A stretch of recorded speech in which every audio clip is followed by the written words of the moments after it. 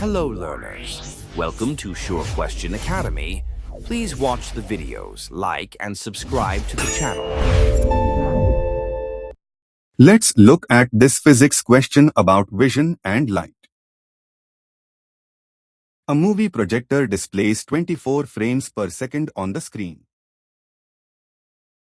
Question Part A. What is the peculiarity of the eye to see moving pictures like a cinema? Also, explain how this peculiarity helps in the perception of moving pictures. Let's see the answer for Part A. The peculiarity of the eye is known as persistence of vision.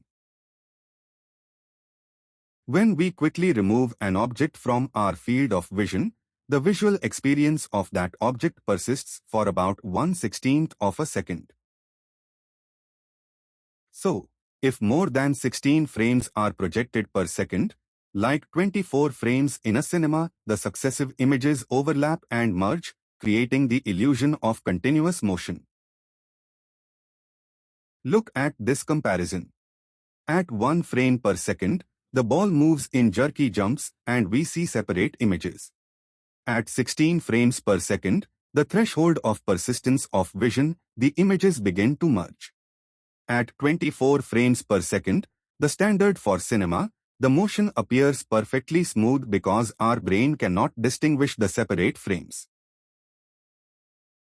Or, you can answer the alternative question in Part B. If two primary colors of light, red and green, overlap on a screen, what secondary color will be formed? Which is the complementary color of this secondary color? And give reason. Let's answer Part B. When the primary colors red and green overlap, the secondary color formed is yellow. The complementary color of yellow is blue. This is because when a secondary color, yellow, is combined with a primary color, blue, we get white light.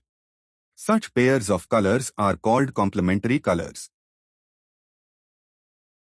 As seen in this diagram, red and green light combine to form yellow.